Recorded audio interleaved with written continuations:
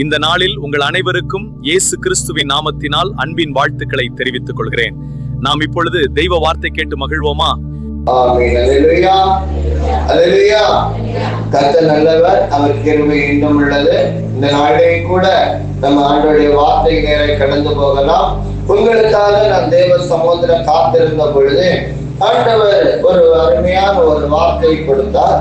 அந்த வார்த்தையை தான் உங்களோட கூட பகிர்ந்து கொள்ள நான் ஆசைப்படுகிறேன்.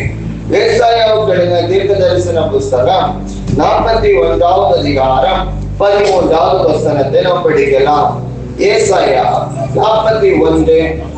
உன் தேவனாகிய கர்த்தராகிய நான் உன் வலது கரத்தை பிடித்து பயப்படாதே, நான் உனக்கு துணை நிற்கிறேன் என்றார். அல்லேலூயா. அல்லேலூயா. இன்னைக்கு ஆண்டவர் உங்களுக்கு ஒரு வாக்கு தத்தத்தை கொடுக்கிறார். என் மகனே, என் மகளே, நீ பயப்படாதே, நான் உனக்கு துணை நிற்கிறேன் என்று நம் தேவனாகிய கர்த்தர், வானத்தையும் பூமியும் உங்களையும் என்னையும் உண்டாக்கின தேவன் சொல்லக்கூடிய ஒரு வார்த்தை என்னன்னா, நீங்க பயப்படாதீங்க. இந்த பிரச்சனையை பார்த்து நீங்க பயப்படாதீங்க. இந்த போராட்டத்தை பார்த்து நீங்க பயப்படாதீங்க. இந்த மன அழுத்தத்தின் நிமித்தமா நீங்க பயப்படாதீங்க. இது எப்படியா முடியுமோ என்று சொல்லி நீங்க பயப்படாதீங்க. ஆண்டவர் தெளிவாய் சொல்லக்கூடிய ஒரு வார்த்தை. நீங்க ஒருவேளை கண்ணீரோடு இருக்கலாம், கலக்கத்தோட இருக்கலாம், பிரச்சனைகளோடு இருக்கலாம். பண பிரச்சனை, குடும்ப பிரச்சனை, கணவன் மனைவி பிரச்சனை, ஏதோ ஒரு காரியத்தினோட நீங்க சோர்ந்து போய் எனக்கு ஒரு ஆசீர்வாதம் கிடைக்காதா, எனக்கு ஒரு நன்மை உண்டாகாதா, ஒரு மாற்றங்கள் கிடைக்காதா என்று சொல்லி ஒருவேளை இந்த பிரச்சனைகளை பார்த்து பயந்து கொண்டு இருக்கலாம். ஆனா ஆண்டவராய் இயேசு கிறிஸ்து சொல்கிறார், நீங்கள் பயப்பட வேண்டாம். இந்த காரியத்தை குறித்து நீ கலங்க வேண்டாம். இந்த சூழ்நிலை நினைத்து நீ வேதனைப்பட வேண்டாம். தேவனாய கர்த்தர் சொல்கிறார், நீ பயப்படாதே, நான் உனக்கு துணையா இருக்கிறேன், நான் உனக்கு பக்கபலமா இருக்கிறேன். ஒருவேளை ஆபத்தான சூழ்நிலையில எல்லாரும் உங்களை விட்டுட்டு போய் நீங்க தனித்து நிக்கிறீங்களா? ஆண்டவர் சொல்கிறார், என் மகனே, என் மகளே, நான் உனக்கு துணையா இருந்து உன் வலக்கரத்தை பிடித்து நான் உன்னை தாங்குவேன் என்று ஆண்டவர் சொல்கிறார். இந்த பிரச்சனையில மனிதர்கள் உங்களை கைவிடலாம், அவமானப்படுத்தலாம், நிந்திக்கலாம், பெற்ற பிள்ளைகள் கூட உங்களை விரோதமா எதிர்த்து நிக்கலாம். ஆனாலும் கர்த்தராகிய தேவன் உங்களோட கூட இருந்து உங்களை நடத்த போகிறார். கர்த்தராகிய தேவன் உங்கள் சூழ்நிலைகளை மாற்ற போகிறார். கர்த்தராகிய தேவன் நம்ம வாழ்க்கையில காணப்படுகிற பிரச்சனைகள் மத்தியில ஒரு சந்தோஷத்தையும் ஒரு முற்றுப்புள்ளையும் கொடுத்து உங்க வாழ்க்கையை இந்த நாள் முதல் வேறு மனுஷனாக, வேறு மனுஷியாக மாற்ற போகிறார். அல்லேலூயா. அல்லேலூயா. அவர் சொன்னார், ஆகும் கட்டளையிட்டால் நிற்கும் தேவனுடைய பிள்ளைகளே. இன்னொரு வசனத்தை கூட நீங்க எடுத்து படித்து பார்க்கும் பொழுது எரேமியாவுக்கு எழுதின தீர்க்க தரிசன புஸ்தகம் 1வது அதிகாரம் 8வது வசனத்தை நாம் படிக்கலாம். எரேமியா 1வது அதிகாரம் 8வது வசனம். நீ அவர்களுக்கு பயப்பட வேண்டாம், உன்னை காக்கும்படிக்கு நான் உன்னுடனே இருக்கிறேன். அல்லேலூயா. அப்ப ஆண்டவர் சொல்கிறார், நீ அவர்களை பார்த்து பயப்பட வேண்டாம். ஒருவேளை சில மனிதர்களை குறித்து நீங்க பயந்து கொண்டு இருக்கிறாங்க. இவங்க என்ன செஞ்சிருவாங்களோ, இவங்க என்ன பண்ணிருவாங்களோ, இவங்க நமக்கு விரோதமா எழுப்பி நிக்கிறாங்களே, இவங்க நமக்கு விரோதமா ஆலோசனை போட்டு கொண்டு இருக்கிறாங்களே, இவங்க நமக்கு விரோதமா திட்டங்களை தீட்டி நம்மளை அவமானப்படுத்த இருக்கிறாங்களே, ஐயோ நான் என்ன செய்யணும் சொல்லி நீ கலங்கி கொண்டு இருக்கலாம். ஆண்டவர் சொல்கிறார், ஆமா, இந்த மனிதர்களை பார்த்து நீ பயப்பட வேண்டாம். இந்த சூழ்நிலை நிமித்தமா நீ கலங்க வேண்டாம். ஒரு சொந்த பந்தவனுக்கு விரோதமா எழுப்பி நிற்கலாம், ஒரு குடும்பத்தார் உனக்கு விரோதமா எழுப்பி நிற்கலாம், ஒரு சமுதாயமே உனக்கு விரோதமா எழுப்பி நிற்கலாம். நீ வேலை பார்க்கிற இடத்துல, தொழில் செய்யற இடத்துல, பிசினஸ் பண்ற இடத்துல உங்களுக்கு விரோதமா பலரும் எழுப்பி நிற்கலாம். நீ படிக்கிற இடத்துல, நீங்க அவங்க ஸ்கூலுக்கு போகிற இடங்கள்ல உங்க நண்பர்களோ உங்க பகைஞர்களோ உங்களுக்கு விரோதமா எழுப்பி நிற்கலாம். ஆனா நீ அவங்கள பார்த்து பயப்பட வேண்டாம் என்று இயேசு சொல்கிறார். அல்லேலூயா. இயேசு இன்றைக்கு சொல்கிறார், நீ பயப்படாதே. பல சூழ்நிலைகளை பார்த்து நம்ம பயந்து பயந்து வாழ்ந்து கொண்டிருக்கிறோம். வியாதியை பார்த்து ஒரு பயம், அந்த இரவு நேரத்துல தூங்க முடியாதபடி கனவுகளின் நிமித்தமா நாம காணப்படுகிற காட்சிகளின் நிமித்தமா நமக்கு பயம், ஏதோ ஒரு காரியத்தை பார்த்து நம்ம என்ன செய்கிறோம், பயந்து பயந்து வாழ்ந்து கொண்டு இருக்கிறோம். அந்த ஆண்டவர் சொல்கிறார், இன்றைக்கு அந்த பயத்துல இருந்து நான் ஒரு விடுதலை தர போகிறேன், இன்றைக்கு அந்த பிரச்சனையில இருந்து ஒரு விடுதலை தர போகிறேன், இன்னைக்கு வாழ்க்கையில ஒரு அற்புதத்தை செய்யும்படியாக இயேசு நம்ம மத்தியில வந்திருக்கிறார். இயேசு இன்றைக்கு அற்புதத்தை செய்ய போகிறார். அல்லேலூயா. இங்க விசுவாசிச்சீங்கன்னா இயேசு உங்க வாழ்க்கையில அற்புதம் செய்வார். நீங்க நம்புறீங்கன்னா இன்றைக்கு உங்க வாழ்க்கையில ஒரு மாற்றம் உண்டாகும். இயேசு அற்புதம் செய்யணும்னா, இயேசு நம்ம வாழ்க்கையில விடுதலை தரணும்னா, இயேசு நம்ம வாழ்க்கையில இடைப்பட்டு நம்ம வாழ்க்கையோட கூட பிரயாணம் பண்ணணும்னா, இயேசு நமக்காக வழக்காடணும்னா நம்ம என்ன செய்யணும்? நம்ம எப்படி வாழ்ந்தா ஆண்டவராகிய தேவன் நம்மளோடு கூட இருப்பார், நமக்காக யாவையும் செய்து முடிப்பார், நம் வாழ்க்கையில அற்புதத்தை செய்வார், நம்ம வாழ்க்கையில காணப்படுகிற பலவீனத்தை மாற்றுவார் என்று பார்க்கும் பொழுது நம்ம எப்படி வாழணும், நம்ம எப்படி நடந்துகிட்டால் இயேசு நம்ம வாழ்க்கையில அற்புதத்தை செய்வார் என்கிறது நாம் நம்ம பார்க்க போகிறோம். திருப்பிக் கொள்ளலாமா? ஆமா. பரிசுத்த மார்க் எழுதின சுவிசேஷம் 12வது அதிகாரம் 31வது வசனத்தை ஒருவர் படிக்கலாம். இதற்கு ஒப்பாய் இருக்கிற இரண்டாம் கற்பனை என்னவென்றால், உன்னிடத்தில் நீ அன்பு கூறுவது போல நீ பிறனிடத்திலே அன்பு கூறுவாயாக. அல்லேலூயா. இயேசு சொல்லக்கூடிய ஒரு வார்த்தை என்னவென்றால், நீ உன்னிடத்தில் அன்பு கூறுவது போல நீ பிறனிடத்திலேயும் அன்பு கூறுவாயாக. நம்ம வாழ்க்கையில நமக்கு பயம் மாறணும்னா, நம்ம பிரச்சனைகள் மாறணும்னா, வாழ்க்கை ஆண்டவராய் இயேசு கிறிஸ்து சொல்றாரு, உன்னிடத்தில் நீ அன்பு கூறுகிறது போல நீ பிறனிடத்திலேயும் அன்பு கூற வேண்டும். அப்படி அன்பு கூறும் போது நம் வாழ்க்கையில என்ன நடக்கும் சொல்லிட்டு இன்னொரு வசனத்தை கூட பார்க்கலாமா? 1 யோவான் புத்தகம் 4வது அதிகாரம் 18வது வசனத்தை ஒருவர் படிக்கலாம். 1 யோவான். எதுக்கு பயமில்லை? அன்பிலே பயமில்லை. பூரண அன்பு பயத்தை புறம்பே தள்ளும். பயமானது வேதனை உள்ளது.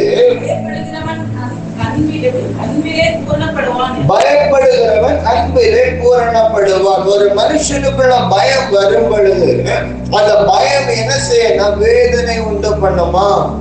அந்த பயம் என்ன செய்யுமா? வாழ்க்கையை சிதறடித்து விடும், குடும்பத்தை சிதைத்து விடும், வாழ்க்கையில பிரச்சனைகளை அதிகரிக்கப்படும்.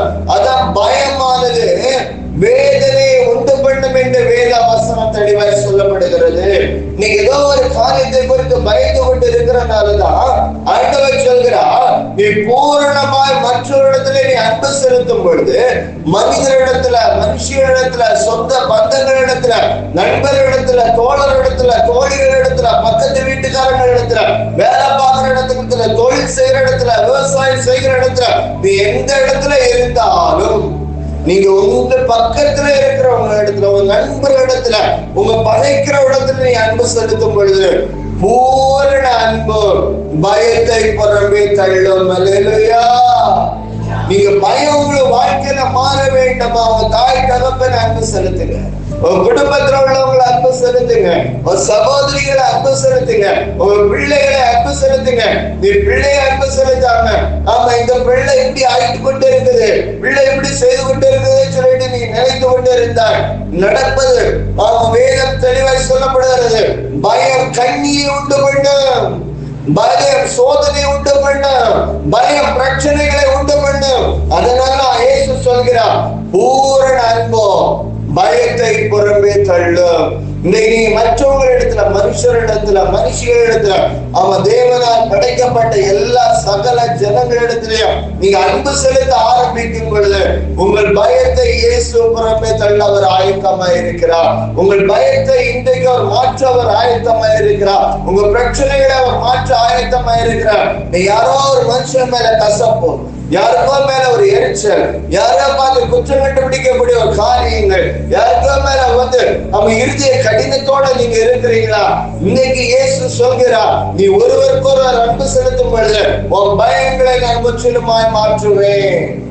உன் வாழ்க்கையில காணப்படுகிற பிரச்சனைகளுக்கு ஒரு முற்றுப்புள்ளியை நான் வைத்து இந்த பிரச்சனைகளிலிருந்து உங்களை விடுவித்து உங்க பயம் இல்லாத ஒரு வாழ்க்கை நான் உனக்கு தருவேன் என்று இயேசு சொல்கிறார். நீ பயந்து போய் மனிதர்கள் என்னை கல்லெடுத்து எறிகிறாங்க, மனிதர்கள் என்னை அவமானப்படுத்துறாங்க நீ நினைக்கிறார். ஆனா அவன் சந்தோஷத்தை சமாதானத்தை கொடுக்க இயேசு வந்திருக்கிறார். அந்த இயேசு அந்த பயத்தை உன் வாழ்க்கையில இருந்து அந்த வேரை பிடிக்கு போட்டு உன் குடும்பத்தில் அந்த சமாதானத்தை இன்றைக்கு அவர் தர ஆயத்தமா இருக்கிறார். ஹல்லேலூயா. அந்த பயத்தின் ஆவி இன்றைக்கு மாற போகிறது. இந்த பயம் நிறைந்த சூழ்நிலைகள் உங்க வாழ்க்கையில இன்னைக்கு மாற போகிறது. நீ வீட்டுக்கு போகும்போது நீங்க பயப்படாம நீ தைரியமா போங்க. ஆண்டவர் சொல்ற, நீ பயப்படாமலும் கலங்காமலும் இருங்க, பயப்படாமலும் கலங்காமலும் இருங்க. எந்த பிரச்சனையை பார்த்து நீ பயந்து போக வேண்டாம்.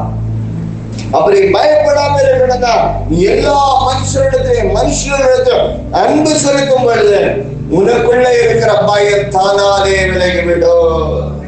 ஒரு வழியாய் வந்த உபத்திரம் 7 வழியை விட்டு விலகி போய்விடும். எத்தனை மனிதர்களை எதிர்க்க வந்தாலும் நீ அவரிடத்தில் அன்பு செலுத்தி பார்க்கும் போது அவர்களுடைய வைராக்கியம், கசப்பும், அவருடைய இருதய கடினமும் உங்களுக்கு முன்பாக சமபூமியாய் மாறிவிடும். கோணகாலங்கள் எல்லாவற்றையும் இயேசு சபையாய் மாற்ற போகிறார். அதனால ஆண்டவர் சொல்றாரு, நீ பயப்படாத, நீ பயப்படாத, அவமானத்தை பார்த்து பயப்படாத, இந்த பிரச்சனையை பார்த்து பயப்படாத, இந்த தோல்வியை நினைச்சு பயப்படாத. சில பிள்ளைங்க, ஐயோ நான் தோற்று போயிருவேனோ, வாலிப பிள்ளைங்க அப்படிதான் நினைக்கிறீங்க, நான் பரீட்சையில தோற்று போயிருவேனோ, எதிர்காலத்துல தோற்று போயிருவேனோ, இந்த விஷயத்துல நான் தோற்று போயிருவேனோ, இன்றைய நான் தோற்று போயிருவேன்னு நினைக்கலாம். அதனால சொல்ற, நீ அன்பு செலுத்து, நீ தோற்று போக மாட்டாய், நீ வெற்றியை காண்பாய், நீ வெற்றியை காண்பாய் என்னுடைய பிள்ளையே. அதான் தெளிவாய் சொல்கிறா. பாருங்க, வேதத்துல இன்னொரு வசனத்தை கூட நீங்க எடுத்து படித்து பார்க்கும் பொழுது 5வது அதிகாரத்தில் எடுத்தீங்க, கலாத்தியர் 5வது அதிகாரம் 14வது வசனம் 15வது வசனம். உன்னிடத்தில் நீ அன்பு கூறுவது போல பிறரிடத்திலே அன்பு கூறுவாயாக என்கிற இந்த ஒரே வார்த்தையிலே நியாயப்பிரமாணம் முழுவதும் நிறைவேறுகிறது. அல்லேலூயா. இந்த வேதத்துல சொல்லப்படுகிற எல்லா வார்த்தைகளும் ஒரே ஒரு வார்த்தையினால நிறைவேறுகிறது. என்னன்னா, நீ உன்னிடத்துல அன்பு கூறுவது போல நீ பிறனிடத்திலே அன்பு கூற வேண்டும், சகல குடும்பத்திலே அன்பு கூற வேண்டும், சகல ஜனங்களிடத்தில் அன்பு கூற வேண்டும். அதுதான் வேத வசனம் தெளிவாய் சொல்லப்படுகிறது. அடுத்த வசனம் சொல்லப்படுகிறது பாருங்க, நீங்கள் ஒருவரை ஒருவர் கடிந்து பட்சிப்பீர்களானால் அழிவீர்கள், அப்படியே ஒருவருக்கு ஒருவர் அழிக்கப்படாதபடிக்கு எச்சரிக்கையாயிருங்க. நீங்க வழியில அழித்து போகாதபடிக்கு நீங்க எச்சரிக்கையாயிருங்கள், எச்சரிக்கையாயிருங்கள் தேவனுடைய பிள்ளைகள். கடந்த நாட்கள்ல தர்மபுரி பட்டணத்திற்கு நான் ஊழியத்துக்கு சென்றிருந்தேன். அப்பொழுது ஒரு தாயா எப்படியாக சொல்லும் பேசிக் கொண்டு இருக்கும் பொழுது, இந்த வீட்டுல 4-5 நாய் வளர்த்துனாங்க. பெரிய ஒரு வீடு, அவங்க கிட்டத்தட்ட பல கோடி ரூபாய்க்குள்ள வீடு. அந்த வீட்டு வேலை முடியாம இருந்துச்சு. அந்த வீட்டு வேலை முடிவதற்காக என்னை கூப்பிட்டு ஜபிக்க கூப்பிட்டுருந்தாங்க. அப்ப பேசி கொண்டு இருக்கும் பொழுது திடீர்னு சொன்னாங்க, இவங்களை என்னால மன்னிக்க முடியல, இவங்களால இவங்க செய்த காரியங்கள் இவங்க அவமானப்படுத்திட்டாங்க, இவங்க வேதனைப்படுத்திட்டாங்க, நான் இவங்களை மன்னிக்க முடியல. இவங்க எனக்கு விரோதமாய் நின்று எனக்கு விரோதமாய் பேசி என் தொழிலை முடக்கி விட்டாங்க, என் வாழ்க்கையை முடக்கி விட்டாங்க. எல்லா ஜனத்துக்கு முன்னால நீங்க தலைவிரிந்து நிக்கிறேன், என்னால மன்னிக்க முடியல. ஒரு கசப்பாக, ஒரு காயமாக, ஒரு வடுவாக என் இருதயத்துல இருக்கிறது என்று சொன்னாங்க. அப்ப எவ்வளவு சொல்லி பார்த்தோம், சிஸ்டர் அவங்களை மன்னிச்சிருங்க, சகோதரனை மன்னிச்சிருங்க, அந்த குடும்பத்தை மன்னிச்சிருங்க, அந்த சூழ்நிலை நிமித்தமாக நடந்த காரியங்களை நீ முற்றிலுமா மன்னிச்சிருங்க. இன்னைக்கு நீ கர்த்தராகிய இயேசு கிறிஸ்துவை அறிந்திருக்கிறீங்க, உங்க வாழ்க்கையில ஆண்டவர் அற்புதம் செய்வார், நாங்க மன்னிச்சிருங்கன்னு சொல்லும் பொழுது அவங்க சொன்னாங்க, பிரதர் நான் மன்னிக்க முடியாது, நீங்க ஜெபம் பண்ணிட்டு போங்க, ஜெபிச்சுட்டு போங்க, எங்க வீட்டுக்கு வந்து ஜெபம் பண்ணுங்க, ஆனா நான் என்னால அவங்களை மன்னிக்க முடியாது, இந்த கசப்பு என்னுடைய வாழ்க்கையில இருக்கதான் செய்யும் சொன்னாங்க. நான் ரொம்ப துக்கத்தோட அந்த இடத்தை விட்டு நான் வெளியே மறு மாசம் அடுத்த மாதம் அந்த பட்டணத்திற்காக ஊழியத்திற்கு செல்லும் பொழுது இந்த ஊழியக்காரர் அந்த பட்டணத்துல உள்ளவர் அந்த வீட்டிற்கு மறுபடியும் என்னை அழைத்து கொண்டு போனார். பிரதர் அந்த குடும்பத்துக்காக ஜெபம் பண்ணணும், நீங்க வாங்க. மறுபடியும் என்ன பிரச்சனைன்னு சொல்லி கேட்கும் போது நீங்க வாங்க, அந்த வீட்டோட பிரச்சனைகளை பார்த்துட்டு அதுக்கப்புறம் ஜெபம் பண்ணுங்க, ஆவியானவர் எப்படி நடத்துறாரோ அதன்படி நீங்க அந்த வார்த்தைகளை சொல்லி ஜெபம் பண்ணுங்கன்னு சொன்னாங்க. அப்போ என்ன ஆண்டவரேன்னு சொல்லிட்டு கேட்கும் போது ஆவியானவர் திரும்பவும் சொன்னார், அந்த தாயார் இடத்துல சொல்லு, அவங்களை மன்னிக்க சொல்லு, அவங்களை மன்னிக்க சொல்லு. இருதயத்துல அந்த வார்த்தையை திரும்ப திரும்ப பேசி கொண்டு இருந்தான். அந்த வீட்டுக்குள்ள போய் பார்க்கும் பொழுது நடந்த சம்பவம் என்ன தெரியுமா, எந்த தாயார் அந்த நபரை மன்னிக்க முடியாது என்று சொன்னாங்களோ கிட்டத்தட்ட ஒரு மாதத்துக்குள்ள அவன் சரீரத்துல ஒரு கொடிய பலவீனம், கொடிய வியாதி, உட்கார முடியல, எழுப்ப முடியல, படுக்க முடியல, தூங்க முடியல, அவ்வளவு அவஸ்தைப்பட்டாங்க, அவ்வளவு வேதனைப்பட்டாங்க, கண்ணீரோட நிக்கிறாங்க. பிரதர் செவ்வரை கூட புடிச்சு நிக்க முடியல, பிரதர் கொஞ்ச நேரம் உட்கார்ந்து இருக்க முடியல, கொஞ்ச நேரம் நிக்க முடியல, எனக்காக ஜெபம் பண்ணுவீங்களா, வந்திருக்கிற நினைச்சுன்னா சந்தோஷப்படுறாங்க, எனக்காக ஜெபம் பண்ணுங்கன்னு வருத்தத்தோட கேட்டாங்க. என் பிரச்சனை மாறலையே, ஐயோ கடன்தான் அதிகமாயிட்டு இருக்குது, நான் வேலைக்கு போனாதான் என் கடன் அடைக்க முடியும், நான் தொழில் செய்தாதான் என் கடன் அடைக்க முடியும், இன்னைக்கு நான் எழுதி நிக்க முடியாதபடி நான் சோர்ந்து போய் அவன் சுவரை புடிச்சிட்டு நிக்க வேண்டிய சூழ்நிலை இருக்குது, இரவு நேரத்துல தூக்கம் இல்ல பிரதர், ஐயோ வயல்லாம் வலிக்குது சொல்லிட்டு கதறி கொண்டு இருந்தாங்க. ஹாஸ்பிட்டலுக்கு போனாங்க, கிட்னி ஸ்டோன் சொல்லிட்டு டாக்டர் அனுப்பி விட்டாங்க, மருத்துவமனையில செலவு பண்றதுக்கு பணங்கள் இல்லை, அப்படிப்பட்ட சூழ்நிலையில தான் அவங்க இருந்து ஜெபிக்க கூப்பிட்டுக்கிட்டாங்க. அந்த நேரத்துல ஆவியானவர் சொன்னா, மகனே மறுபடியுமா நான் உன்கிட்ட சொல்றேன், நீ எல்லாத்துலயும் மன்னிச்சிரு, எல்லாத்தையும் மன்னிச்சிரு, கசப்புகளை எடுத்து போடு, இப்பமா அது இந்த பிரச்சனை வந்த பிறவாவது இலவசமா உனக்கு சுகம் வேணுமா, இலவசமா உனக்கு அற்புதம் நடக்கணுமா, இலவசமா உனக்கு ஒரு விடுதலை வேணுமா, இலவசமா உன் வாழ்க்கையில ஒரு உயர்வை பார்க்கணுமா, இலவசமா உன் தரித்திரம் மாறணுமா, இலவசமா உன் குடும்பத்திலோட கடன்கள் அடைக்கப்படணுமா, நீ மற்றவங்களை மன்னிச்சிரு, அந்த மனுஷரை மன்னிச்சிரு. எந்த மனுஷரை நீ கஷ்டப்போட பார்க்கிறாயோ, எந்த மனுஷியை நீ கஷ்டப்போடு நினைக்கிறாயோ, எந்த குடும்பத்தை நீ கஷ்டமாய் நீ பார்த்து உன்னை அவமானப்படுத்தி விட்டார்கள் என்று நினைத்து கொண்டு இருக்கிறாயோ, நீ அவர்களை மன்னித்து விடு, நீ அவர்களை மன்னித்து விடு சொன்ன உடனே கண்ணீரோட, பிரதர் சரீரத்துல பலன் இல்லை பிரதர், ஆனாலும் இப்ப நான் மன்னிச்சிடுறேன், எனக்கு சரீரத்துல ஒரு விடுதலை வேணும், என் வாழ்க்கையில ஒரு விடுதலை வேணும் சொல்லிட்டு கண்ணீரோடு அந்த நேரத்துல ஒப்புப்படுத்தாங்க தேவனுடைய பிள்ளைகள். வேதம் தெளிவாய் சொல்லப்படுறது என்னன்னா, இந்த வேத புஸ்தகத்தோட ஒரே ஒரு காரியம், வேதம் முழுவதும் சொல்லப்படும் பொழுது எல்லாவற்றையும் நீ அன்பு செலுத்து, எல்லாவற்றையும் நீ மதித்து விடு. இதுதான் இந்த வேத புஸ்தகத்தின் நியாய பிரமாணம் முழுவதுமாய் சொல்லப்படக்கூடிய ஒரே ஒரு கட்டளை. மன்னியுங்கள், அன்பு செலுத்துங்கள், ஒருவர் போலர் மன்னிக்கும் பொழுது நீங்கள் மன்னிக்கப்படுவீர்கள். அதான் வேதவசனம் தெளிவாய் சொல்லப்படுகிறது.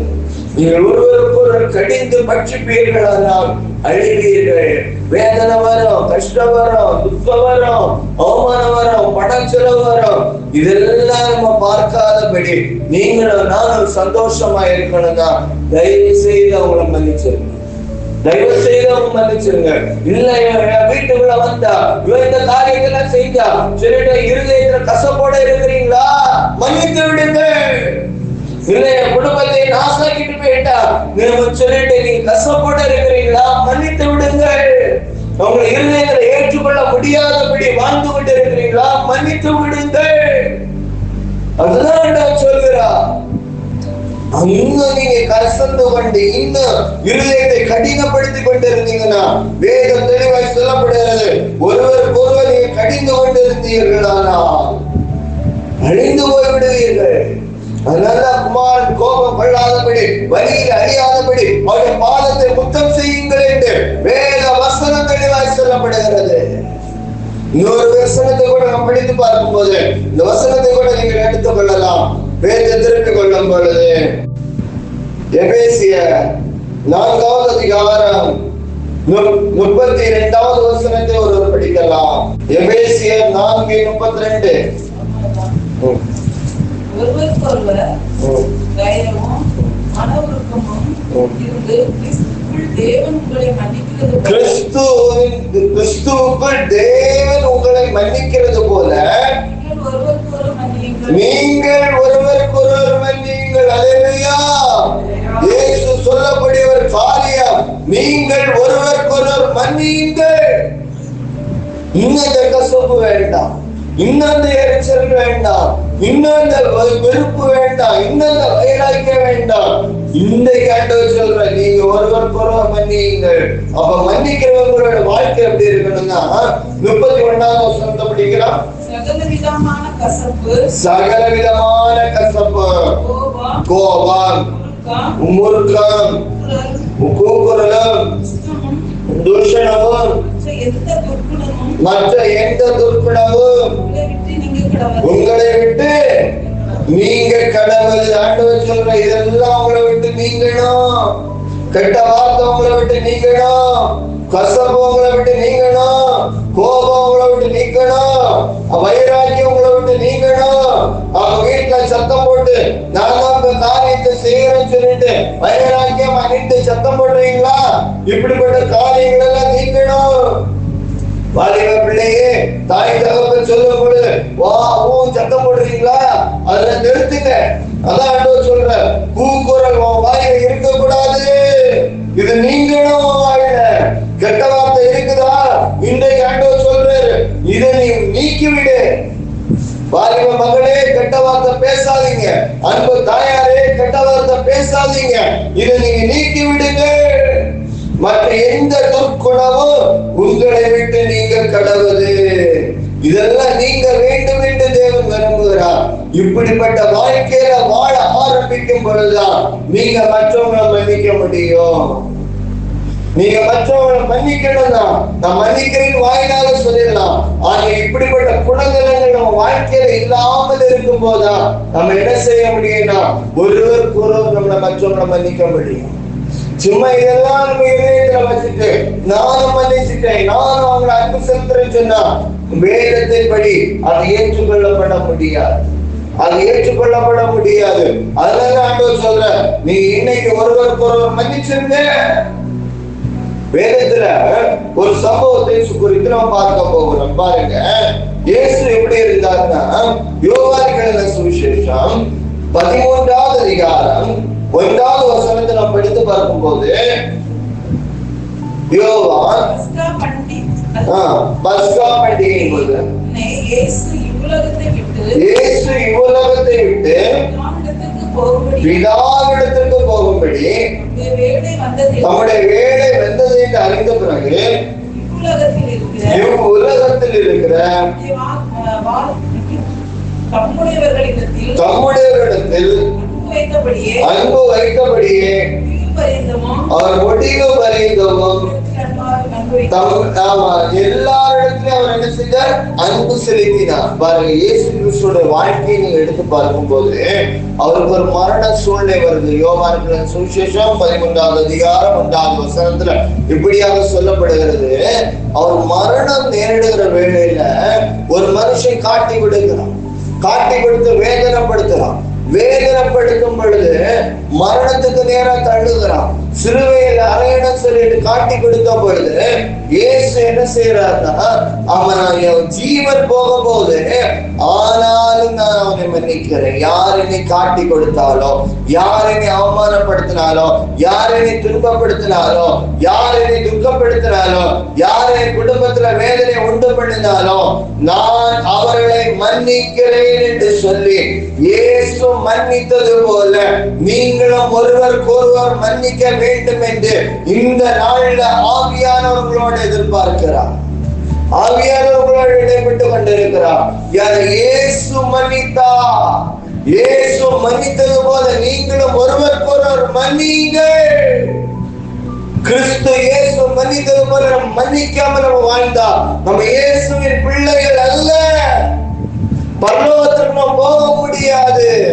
வேதத்துல ஒரு சம்பவத்தை நம்ம குறித்து பார்க்கும் போது ஆண்டவர் தேவனாகிய கர்த்தர் முதல் மனிதனை தேவன் பூமியிலே படைத்து ஆதாம் என்றும் அவனுக்கு ஒரு துணையாக ஒரு மனைவியை கொடுத்தார், ஏவாள் என்றும் ஒரு மனைவியை கொடுத்தார்.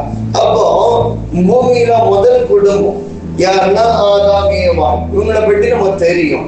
அப்போ இந்த குடும்பத்தை ஆண்டவர் என்ன செய்திருக்கிறார்னா, எல்லா பூமியில் உள்ள சகல காரியத்தையும் படைத்து நீ இவங்களெல்லாம் ஆண்டு கொள்ளுங்கன்னு சொல்லி இவங்க விவசாயத்தின் மூலமாக ஒரு தொழில் மூலமாக நீங்க என்ன செய்யுங்க, அவங்க குடும்பத்தை நடத்துங்கன்னு சொன்ன பிறகு இவங்க 2 பேரும் விவசாயத்தின் மூலமா தொழில் மூலமாவும் அவங்க குடும்பத்தை 4 வருடம் நடத்தி கொண்டு வராங்க. அப்படி நடத்தி கொண்டு வரும்போது அவங்களுக்கு 2 பிள்ளைகள் பிறக்கிறாங்க.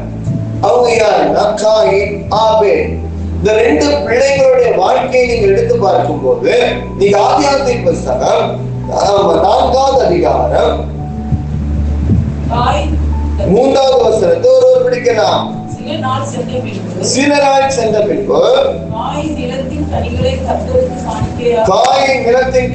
கர்த்தருக்கு காணிக்க வைத்தான். ஆபேலும் மந்தையில் உள்ள எல்லா காரியத்தையும் என்ன செய்யறான், கொடுமையானதை கொண்டு வைக்கிறான். இப்ப 2 பேர் இருக்கிறாங்க, 2 சகோதரர்கள் இருக்கிறாங்க. காயின், ஆபேலுக்கு அப்பா அம்மாவுக்கு 2 பிள்ளைங்க. 2 பிள்ளைங்க. ஒருவர் பேர் காயின், ஒருவர் பேர் ஆபேல். ஒருவர் என்ன செய்யறான், காயின் என்ன செய்யறான், விவசாயம் பண்ணி கொண்டு இருக்கிறான். விவசாயத்துல உள்ள முதல் பலனை போட்டு ஆண்டவருக்கு படைக்கிறான். இன்னொருத்தர் என்ன பண்றான், ஆபேல். ஆபேல் என்ன பண்றான், மிருகத்துங்களை வளர்த்து கொண்டு இருக்கிறான். மிருகத்திலோட முதல் பலன்களை கொண்டு என்ன பண்றான், கொண்டு படைக்கிறான். இப்படி 2 பேரும் கொண்டு படைக்கும் போது இப்ப ஆண்டவர் என்ன செய்யறாங்க, 4வது வசனத்தை படிங்க. ஆபேல் தன் மந்தையின் தலையாற்றுகளின் அவைகளின் கொடுமையானவைகளின் சிலவற்றை கொண்டு வந்தான். ஆபேல் மந்தையோட கொண்டு வந்தான். ஆபேலும் அவன் காணிக்கையை கர்த்தர் அங்கீகரித்தார். பாருங்க, ஆபேலே அவன் காணிக்கையும் அங்கீகரித்தார். அவன் காணிக்கையும் அவன் அங்கீகரிக்கவில்லை. காயினுடைய காணிக்கைகளை என்ன செய்யற ஆண்டவர் அங்கீகரிக்கவில்லை. பாருங்க, இப்போ கொடுமையான காரியத்தை வந்து என்ன செய்யறான் ஆபேல் தேவனிடத்துல கொண்டு வரும்போது அந்த காணிக்கை ஆண்டவர் என்ன செய்யல, அங்கீகரிக்கல. இப்ப சகோதரனுடைய காணிக்கை அங்கீகரிக்கப்பட்டுச்சு, சகோதரனுடைய ஜெபம் கேட்கப்பட்டுச்சு. ஏன் ஜெபம் கேட்கப்படல சொல்லிட்டு இப்ப அவனுக்குள்ள என்ன உண்டாது, அது வரைக்கும் அன்பு செலுத்தி கொண்டு வாழ்ந்த சகோதரர்கள் இப்ப என்ன செய்ய ஆரம்பிக்கிறாங்க, சண்டை போட ஆரம்பிக்கிறாங்க. இப்ப ஒருவருக்கு ஒரு பகைக்க ஆரம்பிக்கிறாங்க, ஒருவருக்கு ஒரு எரிச்சலாப்பட ஆரம்பிக்கிறாங்க. நீ 6வது வசனத்தை நீங்க படித்து பார்க்கும் போது அப்பொழுது கர்த்தர் காயினை நோக்கி உனக்கு ஏன் எரிச்சல் உண்டாயிற்று. நல்ல கவனமாக நீங்க இதுவரைக்கும் அன்பு செலுத்தின 2 சகோதரர்களும் இப்போ காயின் என்ன பண்றான், சகோதரனை பார்த்து இப்ப எரிஞ்சு விடுறான். நீ அதே போல இருக்கிறீங்களா, குடும்பத்தினங்களை பார்த்து எரிஞ்சு இருக்கிறீங்களா? அதே போலதான் உங்க வாழ்க்கையும் இந்த காயினை போலதான் நீங்க இருப்பீங்க. ஆமா, படிங்க மறுபடியும் 6வது வசனத்தை படிங்க. அப்பொழுது கர்த்தர் காயினை நோக்கி ஏன் எரிச்சல் உண்டாயிற்று? ஏன் எரிச்சல் உண்டாயிற்று? பாருங்க, இப்ப இந்த மனுஷனுக்குள்ள கோபம், எரிச்சல், வைராக்கியம், கசப்பு, மூர்க்கம், கொலை வெறி இதெல்லாம் என்ன செய்ய உண்டாயிற்று? ஆமா, ஒரு மனுஷனை பகைத்தாலே கொலை செய்கிறது சமம். வேற தெளிவா சொல்லப்பட, ஒரு மனுஷனை பகைச்சாலே கொலை செய்கிறதுக்கு சமம். அதான் பழைய ஏற்பாட்டுல சொல்லப்பட, கொலை செய்யாது இருப்பாயாக, பகைக்காமல் இருப்பாயாக. ஒரு மனுஷனை பகைக்க ஆரம்பிக்கும் போதுதான் கொலைவெறி உண்டாகும். அப்ப ஆண்டவர் சொல்ற, நீ பகைக்காமல் இருப்பாயாக, கொலை செய்யாது இருப்பாயாக. அதான் வேதம் தெளிவா சொல்லப்படும். இப்ப என்ன நடக்குது நீங்க பாருங்க. இப்போ இந்த காயின் என்ன பண்றாங்க, ஒரு நாள் இந்த ஆபேலை கொன்றான், கொலை செய்கிறான். எதுக்கு கொலை செய்யறான்? பகை. பகையினாலே காணிக்கு அங்கீகரிக்கப்படல, என்னுடைய ஜெபம் கேட்கப்படல, என் வாழ்க்கையில அற்புதம் இல்லைன்னு சொல்லிட்டு இந்த மாதிரி சகோதரனுக்கு சகோதரன் பகை உண்டாயி ஒருவன் இன்னொருவனை என்ன செய்யறாங்க? கொண்டு போடுறாங்க. கொண்டு போட்ட உடனே இப்ப ஆண்டவர் அந்த இடத்துல இறங்கி வந்து கேட்கிறாரு, அவன் காயினே உன் சகோதரன் என்ன செய்தா கேட்கும் போது எனக்கு தெரியாதுன்னு சொல்லிடுறான். காயின் தெரியாதுன்னு சொல்லிடுறான். சகோதரனை கொண்டு போட்டு தெரியாதுன்னு சொல்லிடுறான். தெரியாதுன்னு சொன்ன உடனே இப்ப ஆண்டவர் என்ன செய்யலாம் பாருங்களா. இப்போ 4வது அதிகாரம் 11வது வசனத்தபடிங்க, இப்பொழுது உன் சகோதரனுடைய இரத்தத்தை கையிலே வாங்கிக்கொள், தன் வாயை திறந்து இந்த பூமியிலே நீ சபிக்கப்பட்டிருப்பாய், இந்த பூமியிலே நீ சபிக்கப்பட்டிருப்பாய் என்று ஆண்டவர் சொல்ற. பாருங்க, ஒரு மனுஷன் இன்னொரு மனுஷனை பார்த்து பகைத்தாலோ, அவன் அவங்க இருதய கடினமா வாழ்ந்தாலோ, மன்னிக்க முடியாம வாழ்ந்தாலோ, அவங்க வாழ்க்கையில் என்ன இருக்கும்? சாபம். நீ சபிக்கப்பட்டிருப்பாய். ஆண்டவர் சொல்கிறார், நீ என் சகோதரனை பகைக்கிறனால, கண் காண்கிற மனிதனை பகைக்கிறனால, தேவனால் உண்டாக்கப்பட்ட மனுஷிகளை பகைக்கிறனால நீ சபிக்கப்பட்டிருப்பாய். உன் வீட்டுக்கு வருகிறவங்களை பகைக்கிறியா? உன் வீட்டுல இருக்கிறவங்களை பகைக்கிறியா? உன் குடும்பத்துல வாழ்கிறவங்களை பகைக்கிறியா? உனக்கு அவமான உன்னை வேதனை படுத்துறவங்களை நீ பகைக்கிறியா? உன்னை நிந்தித்தவங்களை நீ பகைக்கிறியா? நீ சபிக்கப்பட்டிருப்பா. அதான் வேதத்தில் சொல்லப்படுகிறது. காயின் என்ன பண்ணிடுறான்? அதனுடைய சகோதரனை பகைத்து அடித்து கொலை செய்து அவன் மண்ணுக்குள்ள போயிட்டான். ஆண்டவர் சொல்றாரு, நீ உன் சகோதரனை பகைத்தனால நீ சபிக்கப்பட்டிருப்பாய். நீ மன்னிக்க முடியாதனால, நீ அவனை ஏற்றுக்கொள்ள முடியாதனால நீ சபிக்கப்பட்டிருப்பாய். முதலாவதாக தேவன் கொடுக்கக்கூடிய சாபம். நீங்க வீட்டுக்குள்ள சாபம் இருக்குதா? தயவு செய்து சாபம் மாறணுமா? இன்றைக்கு நீங்க ஒருவருக்கு ஒரு அன்பு செலுத்துங்கள். சகோதரனே, சகோதரியே, தாய்மாரே, நீ யாரு புறக்கணிச்சாலும் நீ அவங்களை அன்பு செலுத்துங்க. நீங்க அவங்களை நேசிங்க. நீங்க அவங்களை ஏற்றுக்கொள்ளுங்க. இல்லைன்னா உங்க வீட்டுக்குள்ள வருகிற சாபம், பணம் இருந்தாலும், பொருள் இருந்தாலும், விவசாயம் இருந்தாலும், ஆஸ்தி இருந்தாலும், தொழில் இருந்தாலும், உங்க வீட்டுக்குள்ள சாபத்தை சம்பாதித்து வைத்திருக்கிறார். அதனால சொல்லுகிறான், நீ யாருக்கு மேல பகையா இருக்கிறியோ, இன்றைக்கு அவங்களை போன் பண்ணியோ, அவங்களிடத்தை நேரிலே பார்த்தோம், அம்மா பாபா நான் மன்னிச்சிடுறேன், நீ ஏற்றுக்கிடுறேன், நீ அன்பாக இருக்கிறேன், இன்னைக்கு நான் என் வீட்டுக்குள்ள உன்னை ஏற்றுக்கிடுறேன்னு சொல்லி தயவாக அவங்களை ஏற்றுக்கொள்ளுங்க. அவன் பிள்ளையா இருக்கலாம், குடும்பமா இருக்கலாம், அவன் விரோதியா கூட இருக்கலாம். நீ அவங்களை பகைக்கிறீங்களா? மனசார நீங்க மன்னிச்சு அவங்களை ஏற்றுக்கொள்ளுங்க. இல்ல நாம வாழ்க்கையில வருகிற சாபம். 2வது வேதம் தெளிவாக சொல்லப்படுகிறது. 12வது வசனத்தை ஒருவர் படிக்கலாம். நீ நிலத்தை பயிரிடும் போது, 4வது அதிகாரம் 12வது வசனம், நீ நிலத்தை பயிரிடும் பொழுது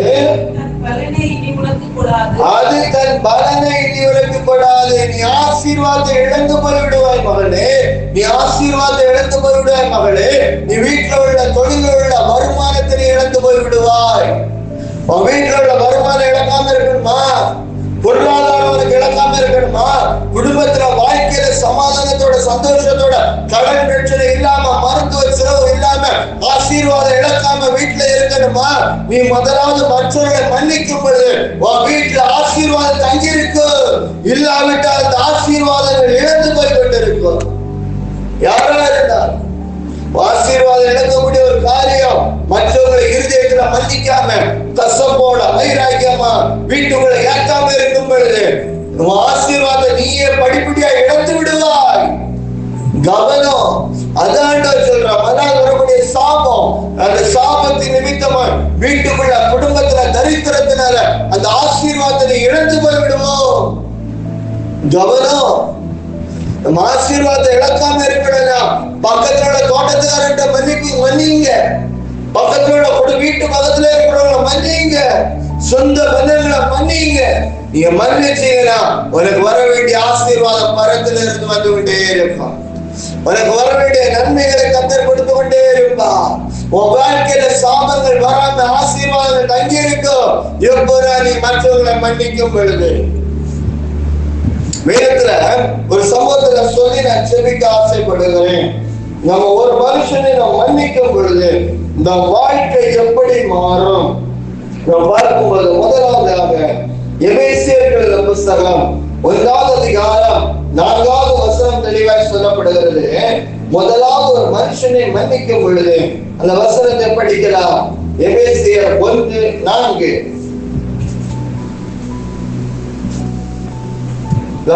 இதுவரைக்கும் நம்ம பார்த்த மற்றவங்களை மன்னிக்காம இருக்கும்போது சாபம் ஆசீர்வாத இழப்பையும் பார்க்கிறோம். இப்ப நம்ம மற்றவங்களை மன்னித்து ஏற்றுக்கொள்ளும் பொழுது நம்ம வாழ்க்கையில முதல் காரியம் தமக்கு முன்பாக நாம் அன்பிலே பரிசுத்தம் உள்ளவர்களாய் காணப்படும். நீ அன்பு செலுத்தினா உன் வாழ்க்கை முதலாவது பரிசுத்தமாக்கப்படும். நீ பரிசுத்தமா வாழணும்னு நினைக்கலாம். பாவத்துக்குள்ள விழுந்து சிக்கி கொண்டு இருக்கிறீங்களா? இன்றைக்கு ஆண்டவர் சொல்றாரு, நீ பரிசுத்தமா வாழணும்னு நினைத்தா நீ அன்பு செலுத்து. அப்பொழுது வாழ்க்கை பரிசுத்தமாய் வாழ முடியும். சமுதாயத்துல பரிசுத்தமா வாழ முடியும். குடும்பத்துல பரிசுத்தமா வாழ முடியும். கையில இருக்கிற செல்போனுக்கு முன்பாக கூட நீ பரிசுத்தமா வாழணும்னா சகோதரத்திலே சகோதரர்களிடத்திலே குடும்பங்களையும் நீ எல்லாரிடத்திலும் அன்பு செலுத்தும் பொழுது உன் கையில இருக்கிற மொபைல் போன்ல கூட நீ பரிசுத்தமா வாழலாம். உன் கிட்ட இருக்கிற மனுஷங்களோட சகோதரிகள் கூட நீ பரிசுத்தமாய் வாழலாம். நீ அன்பு செலுத்தாம இருக்கும் பொழுது நீ பரிசுத்தத்தை கூட நீ இழந்து போய்விடுவாய். அதான் சொல்ற, நீ அன்பில பரிசுத்தமா இருக்கணும்னா மற்றவர்களை நேசிக்கும் பொழுது, மற்றவங்களுக்கு அன்பு செலுத்தும் பொழுது நீ அன்பில பரிசுத்தமாய் வாழ முடியும். தேவனுடைய ஜனமே, இரண்டாவதாக சீக்கிரமாய் படிக்கலாம். ஆமா, நீதிமொழிகள் 10:12. பகை விரோதங்களை எழுப்பும், அன்போ சகல பாவத்தையும் மூடும். வேதம் தெளிவா சொல்லப்படுகிறது. தம்பிமார்களா அதெல்லாம் கவனிங்க. அன்பு நீ மற்றவர்கள் மேல செலுத்தினா அன்பு சகல பாவத்தையும் மூடும். சகோதரிகளா கவனிங்க. நீங்க அன்பு செலுத்தினீங்கன்னா உங்க பாவத்தை இயேசு மூட இன்னைக்கு ஆயத்தமா இருக்கிறார். உன் குற்றத்தை இயேசு மன்னிக்க அவர் ஆயத்தமா இருக்கிறார். உன் சாபத்தை உன் வாழ்க்கையில இருந்து எடுத்து போட இன்னைக்கு இயேசு அவர் ஆயத்தமா இருக்கிறார். உன் வாழ்க்கையோட ஆசீர்வாத இழப்புல மாற்றி இன்றைக்கு நீ ஆசீர்வதிக்க இயேசு ஆயத்தமா இருக்கிறார். உன் பலவீனத்தை மாற்ற இயேசுவினை ஆயத்தமா இருக்கிறார். நீ அன்பு செலுத்தும் பொழுது உன் பாவம் நீங்கும் போது உன் வியாதி மாறும், உன் தரித்திரம் மாறும், உன் சாபம் மாறும், வீட்டுக்குள்ள காணப்படுகிற ஆசீர்வாத இழப்புகள் மாறும், கடன்களை எல்லாம் சீக்கிரமே நீ அடைத்து முடிக்க முடியும். அதனால ஆண்டவர் சொல்கிறார், நீ ஒருவருக்கு அன்பு செலுத்தும் பொழுது உன் வாழ்க்கையோட பாவங்கள் மாறும் பொழுது வீட்டுக்குள்ள ஆசீர்வாத இழப்புகள் மாறி நீ ஆசீர்வாதத்தை காண்பார்.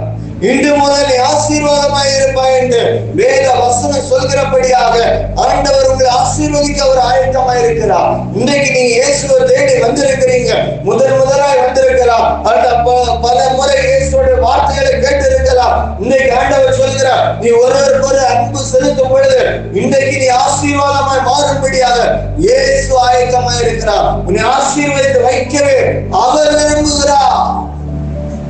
இயேசு விரும்புகிற அவனை ஆசீர்வதித்து வைக்க, அவர் ஆசீர்வதித்து வைக்கணும் நீ விரும்புறா, நீ ஆசீர்வாதமா இருக்கணும் விரும்புறா, நீ எல்லாரிடத்திலும் அன்பு செலுத்த வேண்டும், எல்லாரையும் மன்னிக்க வேண்டும். இன்றைக்கு இந்த வேத சத்தியத்துக்கு கீழ்ப்படியும் போது உன்னுடைய பாவங்கள் எல்லாம் மன்னிக்கப்படும். அல்லேலூயா, அல்லேலூயா, உன் பாவங்கள் மன்னிக்கப்படும். கடைசியாக வேத வசனம் தெளிவாய் சொல்லப்படுகிறது, நம்ம ஒருவருக்கு அன்பு செலுத்தும் பொழுது இன்னொரு விஷயம் நம்ம வாழ்க்கையில நடைபெறும். முதலாவது பார்த்தோம், நம்ம பரிசுத்தமாய் வாழ்வோம். இரண்டாவதாக நம் பாவங்கள் நீக்கப்பட்ட ஆசீர்வாதமாய் மாறுவோம்.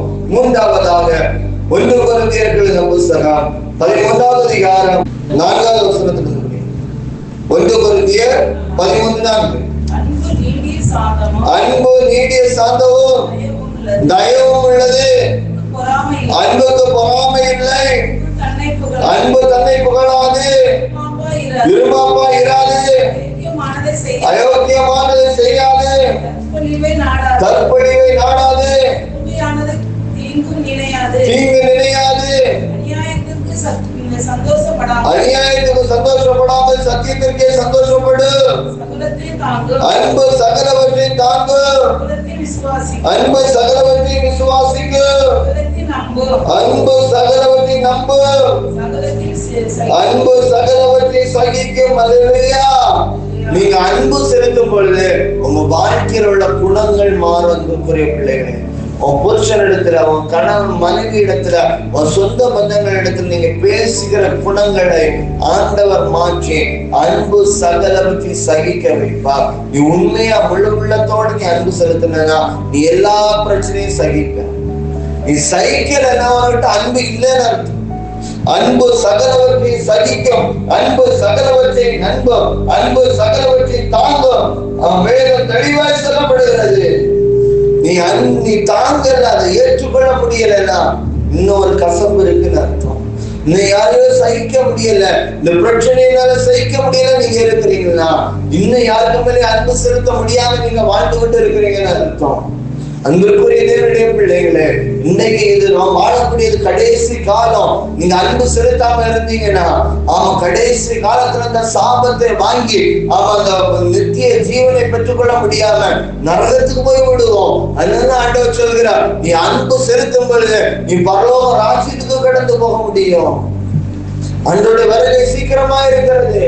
அதனால ஆண்டவர் சொல்கிறார், நீ இன்றைக்கு எல்லாத்தையும் மன்னிச்சிருங்க, இன்றைக்கு எல்லாத்தையும் அன்பு செலுத்துங்க. முதல் முறையா வந்தவங்களா இருக்கலாம், பல நாட்களை கிறிஸ்தவங்களாக ஆண்டோடைய வார்த்தையை கேட்டு நீங்க ஆண்டோடைய ஆலயத்துக்கு கடந்து வருகிறவங்களா இருக்கலாம். இல்லைன்னா இன்னைக்குதான் இந்த வேத புத்தகங்களோட வார்த்தைகளை நான் கேட்கிறேன்னு சொல்லி நீ கேட்டுக்கொண்டு இருக்கிறவங்களா யாரா இருந்தாலும் சரி, எப்படிப்பட்டவர்களா இருந்தாலும் சரி, வேதம் தெளிவாக சொல்லப்படுகிறது, நீ மன்னிக்க விட்டால் அந்த நித்திய ஜீவனை பெற்றுக்கொள்ள முடியாது. நித்திய அக்கினியில கலந்து போக வேண்டி இருக்கும். இந்த பூமியில வாழக்கூடிய நாட்கள் உபத்திரவம், கண்ணீரம், போராட்டங்களும் வரக்கூடிய காரணங்களே நம்ம அன்பு செலுத்தாதனாலதான், நம்ம சகிக்க முடியாதனாலதான், நம்ம அதை ஏற்றுக்கொள்ள முடியாதனாலதான், அதை தாங்கிக் கொள்ள முடியாதனாலதான், மன்னிக்க முடியாதனால. இன்னைக்கு நீங்க ஒருவருக்கு மன்னித்து பாருங்க, கண்டிப்பா ஒரு மாற்றத்தை பார்ப்பீங்க. கடைசியாக 2 ஆசீர்வாதம் நான் சொல்லி நான் முடிக்க நான் விரும்புகிறேன். எபேசியர்களின் புத்தகம் 1வது அதிகாரம் 3வது வசனத்தை நாம் படித்து பார்க்கும் போது வேதம் தெளிவாய் சொல்லப்படுகிறது. எபேசியர் 1:3 நீங்க மற்றவங்களை அன்பு செலுத்தும் போது ஆண்டவர் உங்களுக்கு என்ன ஆசீர்வாதத்தை வச்சிருக்கிறார் அதை நாம் பார்க்க போறோம். எபேசியர் 1:3 நம்முடைய கர்த்தராகிய இயேசு கிறிஸ்துவின் பிதாவாகிய தேவனுக்கு ஸ்தோத்திரம். அவர் கிறிஸ்துவுக்குள் உன்னதங்களிலே ஆவிக்குரிய சகல ஆசீர்வாதத்தினாலும் நம்மளை ஆசீர்வதித்திருக்கிறார். அல்லேலூயா. ஆண்டவர் சொல்றார், நான் உன்னை ஆசீர்வதிச்சிருக்கிறேன் சகல விதமான ஆசீர்வாதத்தினாலும். இன்றைக்கு நான் உன்னை ஆசீர்வதிக்க விரும்புகிறேன். நீ கடன் பிரச்சனையா இருக்கலாம், மனக்குழப்பமா இருக்கலாம், அவரோட குடும்பத்துல பிரச்சனையா இருக்கலாம், ஏதோ ஒரு சூழ்நிலை இன்னைக்கு சோர்ந்து போய் வந்திருக்கிறீங்களா, ஆண்டவர் சொல்ற நீ அன்பு செலுத்தும் பொழுது நான் சகல காரியத்திலையும் நான் உன்னை ஆசீர்வதித்து மேன்மைப்படுத்துவேன். அல்லேலூயா. 2வது ஆசீர்வாதத்தை சொல்லி பார்க்கும் போது யோவான் சுவிசேஷம் 17வது அதிகாரம் 3வது வசனத்தை நாம் படிக்கிறோம். அப்படி ஜெபிக்கலாம். யோவான் 17:3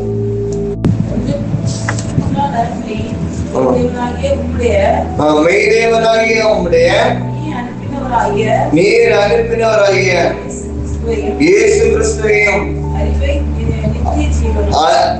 அறிவதே நித்திய ஜீவன். வேதம் தெளிவாய் சொல்லப்படுது. இயேசு கிறிஸ்து சொல்லக்கூடிய இந்த கற்பனை நீ ஏற்றுக்கொண்டனா, இந்த வார்த்தையை நீ ஏற்றுக்கொண்டனா நீ நித்திய ஜீவனை பெற்றுக் கொள்வாய்.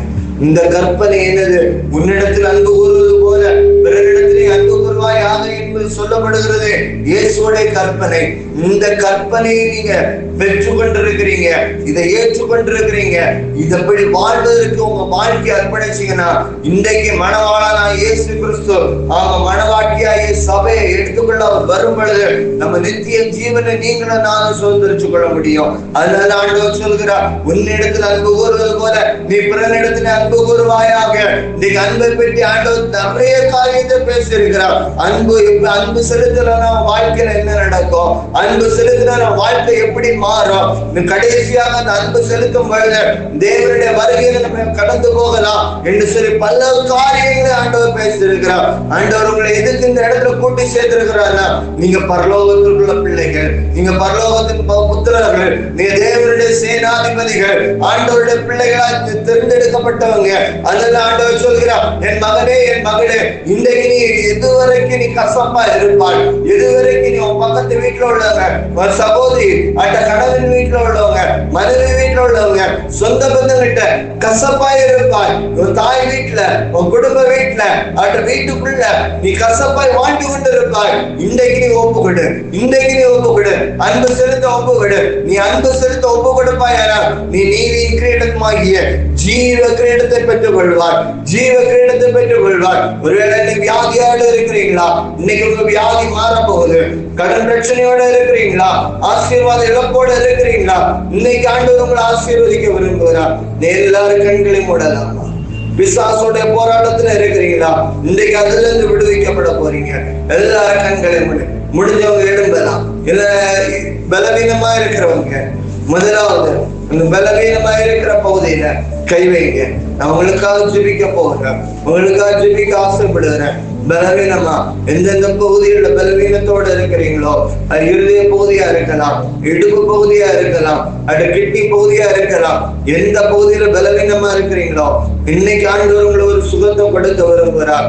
அதுக்கு முன்பாக நீ இன்னைக்கு நீங்க இருதயத்தின் ஆழத்துல இருந்து நான் உங்களை நேசிக்கிறேன், இவங்களை நேசிக்கிறேன், இவங்க மேல கஷ்டம் இருந்துச்சு, இவங்க மேல எரிச்சல் இருந்துச்சு, இன்னைக்கு அவங்கள மன்னித்து, இன்னைக்கு அவங்கள அப்பா நான் நேசிக்க இன்னைக்கு நான் ஒப்பு கொடுக்குறேன்னு சொல்லி நீங்க அர்ப்பணிச்சீங்கன்னா இன்னைக்கு உங்க பலவீனம் மாற போகிறது.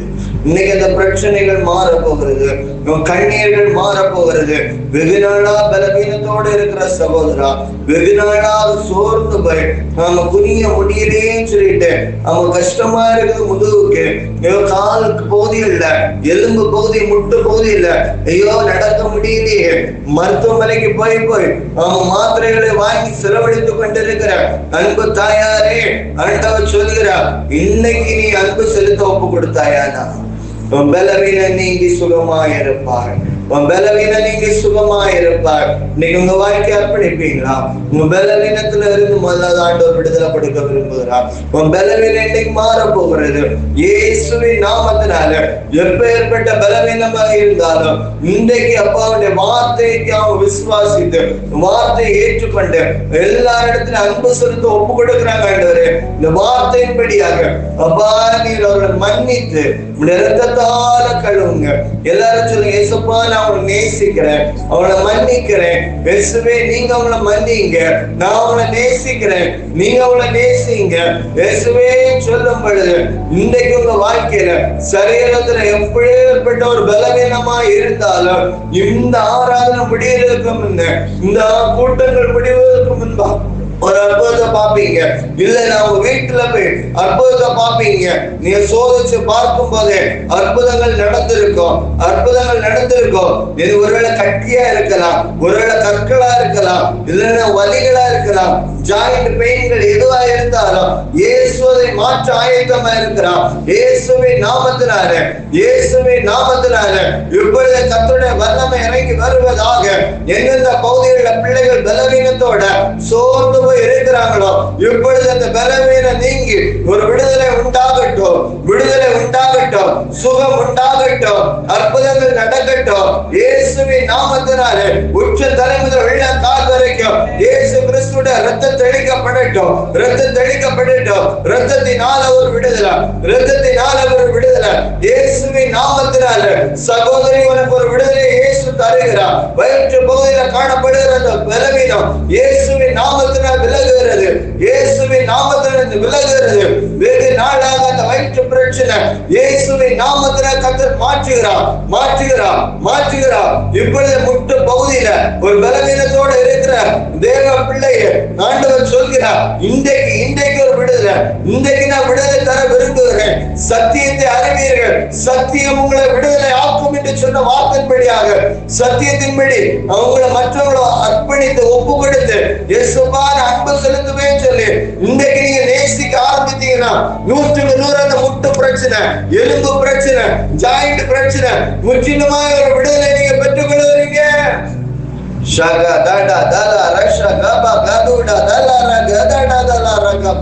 கர்த்தருடைய உயிர்த்தெழுந்த வல்லமை ஒவ்வொரு மேலும் இறங்கி வருகிறது. உச்ச தலைமுறை உள்ள கால்வரைக்கு இறங்கி வருகிறது. தேவ பிரசனம் இறங்கி வருகிறது. தேவ வல்லமை இறங்கி வருகிறது. ஆவியானவருடைய வல்லமை பெற்றுக் கொள்ளுங்க. எல்லா கரங்களை தட்டி இயேசுவே இன்னைக்கு விடுதலை கொடுத்ததற்காக ஸ்தோத்திரம்.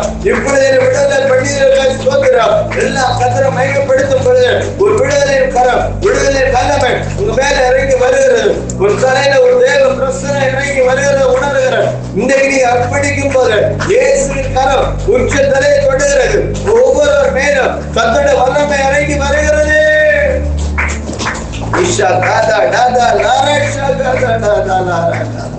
இன்னொரு காரியத்துக்காக ஆண்டவர் ஜெபிக்க சொல்லுகிறார். யாராவது ஒருத்தர் இங்க ஆசீர்வாதத்தை இழந்து போய் நிற்கிறீங்க, வருமானங்களை இழந்து போய் நிற்கிறீங்க, கடனால பாதிக்கப்பட்டு இருக்கிறீங்க, உங்களுக்காக நான் ஜெபிக்க ஆசைப்படுகிறீங்க. உங்களுக்காக வீடு கட்டணும் பணம் இல்லை, பொருளாதாரத்துல பணம் இல்லை, கடன்களை அடைக்கணும் பணம் இல்லை, வட்டி கட்ட முடியாம இருக்கிற பணம் இல்ல. இயேசுவே இன்னைக்கு அவன் குடும்பத்துல ஒரு அற்புதம்.